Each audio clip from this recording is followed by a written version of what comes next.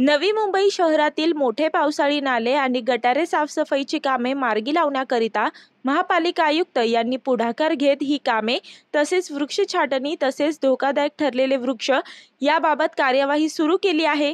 शहरात विविध ठिकाणी गटारातून काढलेला गाळ पदपथावरच अनेक दिवस पडून राहत असल्याचे आढळत असताना आता उद्यान विभागामार्फत झाडांच्या तसेच धोकादायक स्थितीमधील फांद्या छाटणीची कामे सुरू झाली आहेत। परंतु वृक्ष छाटणीच्या फांद्या पदपथावर आणि रस्त्यावरच पडून राहत असल्याने त्याचा नागरिकांना अडथळा होऊ लागला आहे। महापालिकेतर्फे पावसाळापूर्व कामे वेगाने सुरू झाली असून मे अखेरपर्यंत कामे पूर्ण करण्यात येणार आहेत। पावसाळी गटारामधून निघालेला मल हा जाड पॉलिथिन किंवा सिमेंटच्या गोण्यांवर टाकण्याकडे संबंधित ठेकेदाराचे दुर्लक्ष होत असते। पावसाळी गटारे साफसफाईची कामे तसेच शहरातील मोठे नाले साफसफाईची कामे मे अखेरपर्यंत पूर्ण करण्याची मुदत देण्यात येते।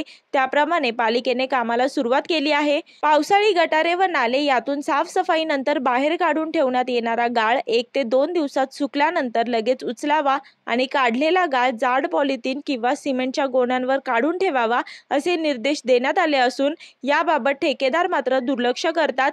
यामुळे गाळ मात्र रस्त्यावर आणि पदपथावरच खाली टाकण्यात आलेला पाहायला मिळतो। यामुळे याबाबतही पालिकेने काळजी घेण्याची आवश्यकता आहे। धोकादायक वृक्षांची पाहणी करून त्यानंतर ते हटवण्याची कार्यवाही करण्यात येते।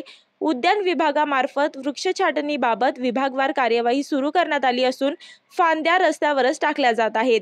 याकडे दुर्लक्ष होत आहे। मी वर्षा काटेकर, योद्धा न्यूज, नवी मुंबई।